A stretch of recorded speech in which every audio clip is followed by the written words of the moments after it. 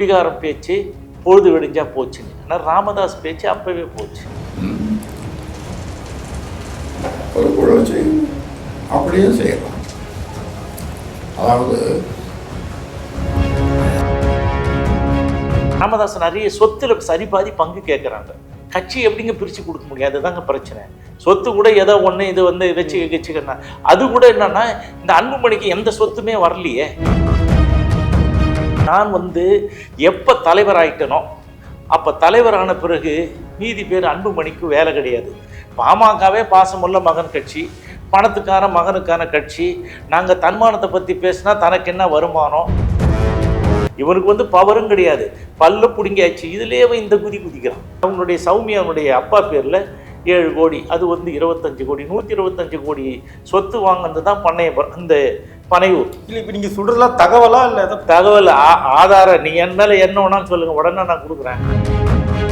இதே சரஸ்வதியை வந்து வாட்டர் பாட்டிலால் அடிச்சோம் தானே அன்புமணி, மூஞ்சிலே குத்திட்டான்ல. ஸோ என்னன்னு கேட்டீங்கன்னா அவங்களாம் நடிக்கிறாங்க. தனக்கு எந்த ஆசையுமே இல்லைன்னு தானே சொல்கிறாரு. அவர் வந்து சத்தியமே பண்ணார். இவர் ஆசையே இல்லாத இவர், அவர் ஆசை என்ன, பேராசை கொண்ட ஒரு பேய். அது அறக்கட்டளை இதில் நடத்த முடியல, நான் வந்து இது ஒரு காட்டில் உட்காந்துருக்கிறேன், என்னை யாரும் வெளியே கூப்பிட்டு போக மாட்டேறாங்க, அப்படி தான் சொல்லுவார் அவர் சொல்லி பணம் வசூல் பண்ணுற வேலையை பார்ப்பார். Green Park Coaching Center, All India First Rank, 720 out of 720. Number of students joined MBBS in 2024, 1951. Green Park Coaching Center.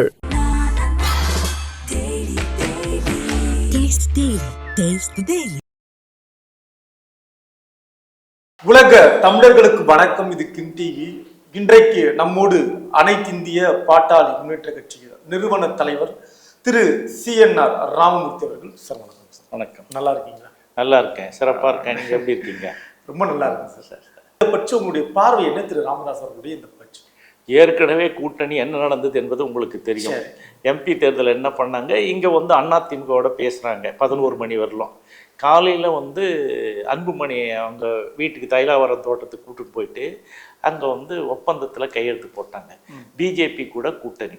So அப்போ முதல்ல என்ன சொல்லியிருந்தாரு பிஜேபியை பற்றி ராமதாஸ், பிஜேபி வந்து என்ன மார்க் போடுவீங்கன்னு கேட்கும்போது 0 கீழே ஏதாவது இருக்குதாப்பா சொல்லு, அதுக்கு மார்க் போடுறேன்னாரு.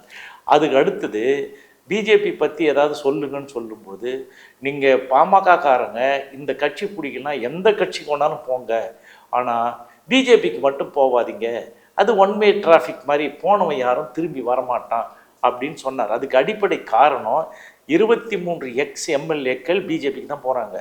இருக்கிற எம்பிக்கள் எல்லாம் வந்து ஒரு சிலரை தவிர மீதி பேரெல்லாம் பிஜேபிக்கு போயிட்டாங்க. அப்படியே போய் இதுவாயிடுது.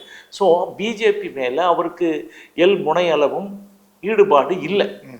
அதற்கு அடுத்தது அன்புமணி என்னன்னா, அவர் வந்து ஒரு மேலே இருக்கிற வழக்குகள் சிறைக்கு போயிடுவார்னு சொல்லிட்டு தான் இந்த மாதிரி மேலேருந்து மிரட்டல் விட்டவொன்னே அமித்ஷானுடைய அதிரடி தாக்குதலுக்கு ஆளாகாமல் இருக்கிறதுக்காக தான் அடிமையாகி அங்கே கூட்டின்னு போனார். ஒப்பந்தம் கையெழுத்து போட்டாங்க. அது வரல இப்படி பேசிட்டு இருந்த ராமதாஸ் கையெழுத்து போட்டோன்னே என்ன பேசினார், தேசிய நலன் கருதி கூட்டணின்னு சொன்னார். இது மகனுக்கு நலன் கருதி கூட்டணி தான் அது. இந்த ராமதாஸ் வந்து ஒரு இன்னைக்கு ஒன்று பேசுவார், நாளைக்கு ஒன்று பேசுவார். இப்போ வந்து நிறைய பேர் சொல்லுவாங்க குடிகாரம் பேச்சு பொழுது விடிஞ்சா போச்சுன்னு. ஆனால் ராமதாஸ் பேச்சு அப்பவே போச்சு. இல்லை, இது மேடையில் பேசப்படுகிற தகவல். மேடையில் எல்லாரும் இருக்கும்போது இப்படி ஒரு தகவலை பதிவு பண்ணுறாங்க. இந்த செய்தி யாருக்கு சொல்ல வராது? இல்லை, அவங்க பையனுக்கு தான் பக்கத்தில் இருக்கணும், அடங்காமல் போயிட்டு இருக்கான்னு. அது வந்து தெளிவாக அவர் என்னன்னா, நான் ஜெயிலுக்கு போயிட்ட பிறகு, நான் திகார் ஜெயிலில் வந்து என் மேலே இருக்கிற வழக்கில் உள்ளே போயிட்ட பிறகு யாருக்கு கட்சி நடத்துகிறேன்? பாமகவே பாசமுள்ள மகன் கட்சி, பணத்துக்கான மகனுக்கான கட்சி.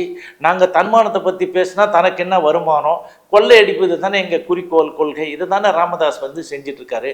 இப்போ அன்புமணி இந்த மாதிரி சொல்கிறதுக்கு அடிப்படை காரணம் வந்து என்னன்னு கேட்டிங்கன்னா, ராமதாஸ் முதல்ல GK மணி அவர்கள் இருக்கும்பொழுது எல்லா அறிக்கையும், அதாவது யார் பேரில் வரும், இப்போ நீக்கம், நிர்வாகிகள் நீக்கம், நிர்வாகிகள் சேர்க்கை, நிர்வாகிகள் மாற்றம், நிர்வாகிகள் நியமனம் எல்லாம் யார், இவர் பேரில் தான் வரும்.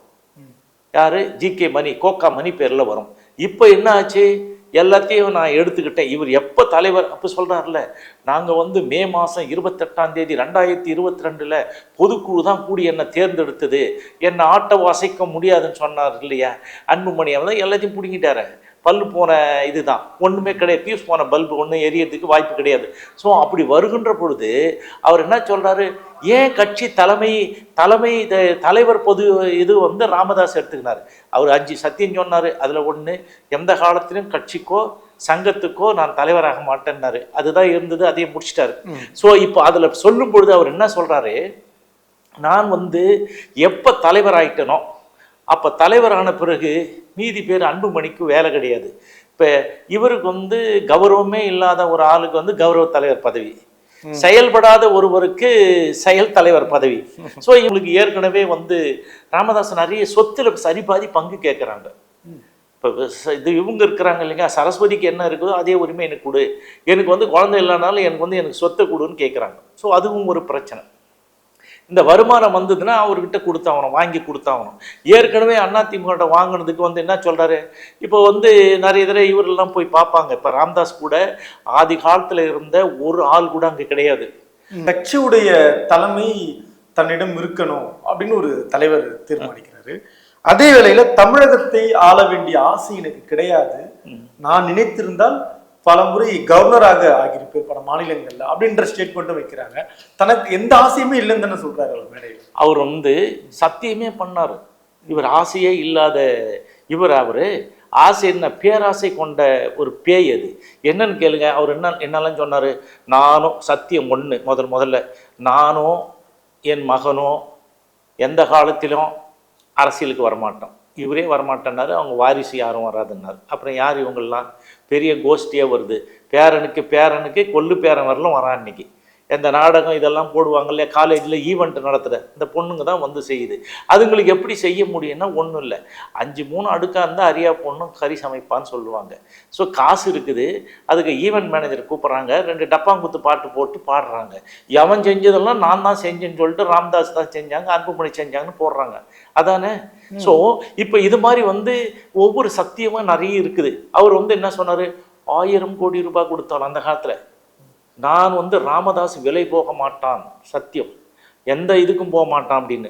அதுக்கு அடுத்தது என்ன சொல்கிறார் அவர், ஜனாதிபதி பதவி கொடுத்தாலும் உயரிய பதவியான பிரதம மந்திரி பதவி கொடுத்தாலும் ராமதாஸ் கால் தூசா மதிப்பேன் அப்படின்னு சொன்னார். சட்டமன்றத்துக்கோ பாராளுமன்றத்துக்கோ நான் போக மாட்டேன். இப்போ அவர் போல இல்லை அவர் போல ஒரு இவனுக்கெல்லாம் அன்புமணிக்கெல்லாம் போய் கேட்டது எங்கே போய் கேட்டார், இப்போ அங்கே தான் போய் கேட்டார். எங்கே போய் கேட்டார், ஜெயலலிதாவை பார்க்கும்போது என்ன நடந்தது, அவங்க சட்டமன்றத்தில் இருந்தாங்க, அவர் மேலே அவங்க ரூமில் போய் அவங்க தான் போய் கேட்டார். அவர் போய் கேட்கறதுக்கு முன்னாடி என்னென்ன காத்து நடக்கும் பொழுது இந்த கி வீரமணி இருக்கார்ல, இவரு 2 பேர் வரும்போது அவர் 1 மணி நேரம் அவங்க கூட உட்காந்து பேசினுக்கும்போது கோச்சின்னு வெளியே வந்துட்டார். ஸோ அதெல்லாம் நடந்ததுங்க. அதெல்லாம் உங்களுக்கு வெட்ட வெளிச்சமாக தெரியல. ஆனால் வெளியில் பூதாகாரமாக சொல்லும்போது இவர் எந்த இதுக்கும் வரமாட்டார், அப்படி பண்ண மாட்டார், இப்படி மட்டமாட்ட புனிதரிலே புனிதர், இவர் எதுக்கு ஆசைப்படாதவர். இல்லை, அவரே மேடையில் பேசும்பொழுது திரு ராமதாஸ் அவர்கள் ஆதங்கத்தோட பேசுறாரு.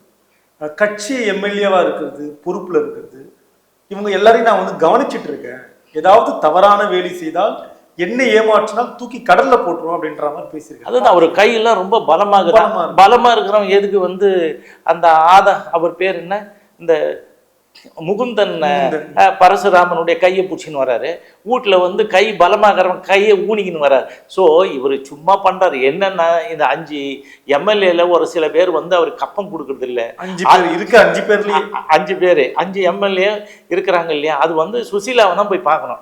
சுசீலாவுக்கு வந்து மாதம் இவங்க பணம் கொடுக்குறாங்க, அதில் வாங்கி எல்லாத்துக்கும் வந்து இதுக்கு வாங்குறேன், எதுக்குங்க அறக்கட்டளை இதில் நடத்த முடியல, நான் வந்து இது ஒரு காட்டில் உட்காந்துன்னுக்கிறேன், என்னை யாரும் வெளியே கூட்டு போக மாட்டாங்க அப்படி தான் சொல்லுவார். அவர் சொல்லி பணம் வசூல் பண்ணுற வேலையை பார்ப்பார். இது வரலும் வசூல் பண்ணாதது எதுவுமே இல்லை. இவங்க 4 பேரில் ஒருத்தர் வந்து அவ்வளோதாங்க கொடுக்க முடியும். அவன் இருக்கிற ஏரியாவில் இப்போ இந்த இவரெல்லாம் வந்து சிவகுமார்லாம் என்ன பண்ணுவார், அவர் என்ன தொழிற்சாலைகள் நிறைந்த இடமா, அது கல் குவாரிங்க, அது இது இருக்குது. அதில் எவ்வளோ வந்து வருஷம் மாதம் பிடிக்கின்னு வர முடியும், கோடி ரூபாயா கொண்டு வந்து கொடுக்க முடியும்? ஒன்றும் இல்லையே.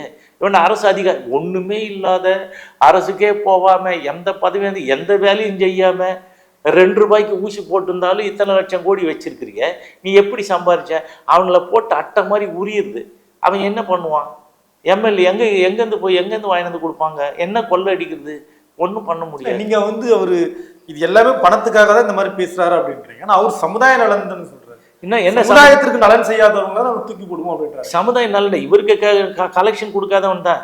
அது கூட எங்க தூக்கி போட போறாரு? இப்ப பாருங்க, கோட்டூர்புரத்துல இருக்காங்க.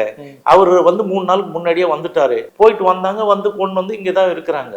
அவர் மேடையில மட்டும் அந்த சரஸ்வதியை கூட்டிட்டு வந்து உட்கார வச்சுட்டாங்க. இதே சரஸ்வதியை வந்து வாட்டர் பாட்டிலால் அடிச்சு வந்தானே அன்புமணி, மூஞ்சிலே குத்திட்டான்ல. ஸோ என்னன்னு கேட்டீங்கன்னா அவங்களாம் நடிக்கிறாங்க. என்னன்னா மொத்தத்துல சொத்து கட்சி எப்படிங்க பிரிச்சு கொடுக்க முடியாது? அதுதாங்க பிரச்சனை.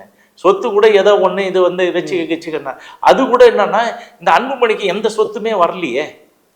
திண்டிவனத்தில் ராமதாஸ் ஆதி காலத்தில் வாங்கினது போனது இப்போ இருக்குது எல்லாம் யார் பேரில் இருக்குது? பரசுராமன் பேரில் இருக்குது, அவங்க பொண்ணு காந்திமதி பேரில் இருக்குது. ஸோ இந்த இது எல்லாமே வந்து ட்ரஸ்ட்டு அறக்கட்டளைலாம் வந்து இப்போ என்னாச்சுன்னா நிறுவனன்ற பேரில் ஒரு ஓட்டு அறக்கட்டளைக்கு அவர் ஒன்று 10,000 ரூபாய் தான் இன்வெஸ்ட்மெண்ட். ஆனால் இத்தனை லட்சம் கோடி ரூபாய் சொத்து இருக்குது. ஸோ இதே மாதிரி ஒவ்வொன்றுத்துலேயும் வந்து தலைவருக்கு ஒரு ஓட்டு, அவர் ஒரு அரங்காவலர். இப்போ தலைவர் அன்புமணி அங்கே வரவே கூடாதுன்றது தானே அவர் வந்து பிடுங்குறாங்க. அதுக்கும் வர முடியாது, அந்த சொத்துக்கும் வர முடியாது.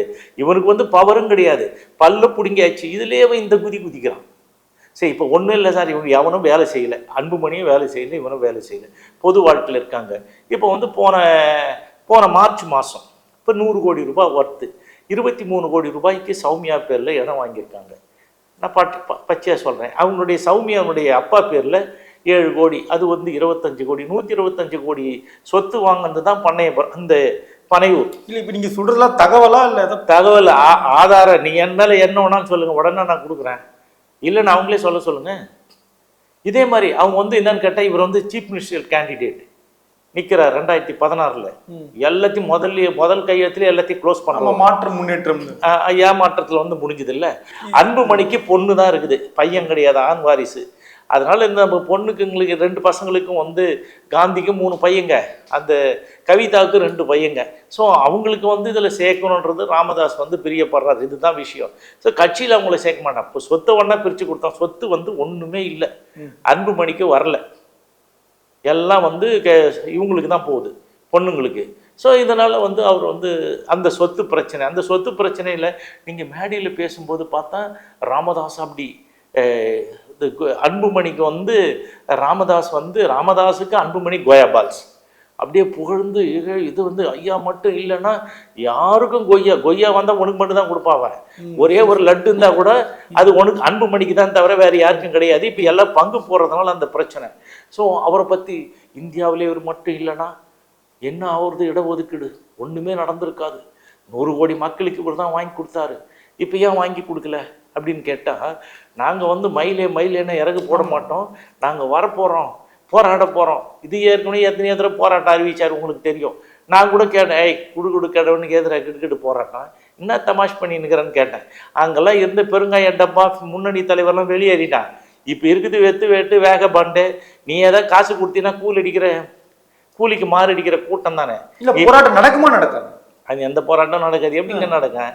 யாருங்க இருக்கிறாங்க? போராட்டம்லாம் யாரும் வரமாட்டாங்க. சமுதாயத்துக்கு ஏதோ ராமதாஸ் தான் 1 இயர் அந்த கலசத்தை கண்டுபிடிச்ச மாதிரியும், அதுக்கு முன்னாடி இல்லாத மாதிரியும், இப்போ தான் சங்கத்தை துவங்கின மாதிரியெல்லாம் பில்டப் பண்ணுறாங்க. அது 1882 சங்கம் ஆரம்பிக்கப்பட்டு அதுதான் அந்த கலசம் தான் அதுலேயும் இருக்குது. அதை தான் எடுத்துகிட்டு இவங்க போடுறாங்க. ஸோ இந்த மாதிரி வந்து தப்பாக சொல்கிறாங்க.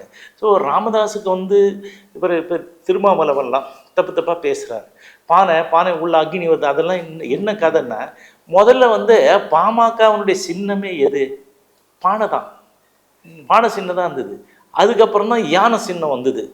பானை போய் யானை வந்தது டும்னு சொல்லுவாங்க. யானை போய் மாம்பழம் வந்தது டும். இப்போ வந்து மாம்பழமும் போச்சு, ஒன்றும் கிடையாது, உனக்கு சின்னமே கிடையாது, தெரியும்ல, உனக்கு அங்கீகாரமே போச்சு. இப்போ ஸோ நீங்கள் வந்து இன்னும் கட்சி அப்படியே வளர்க்குறாங்கன்னா, நான் இளைஞர்களுக்கு வழிகாட்ட போகிறேன்னு இப்போ ராமதாஸ் சொல்லி தானே கூப்பிட்டாரு.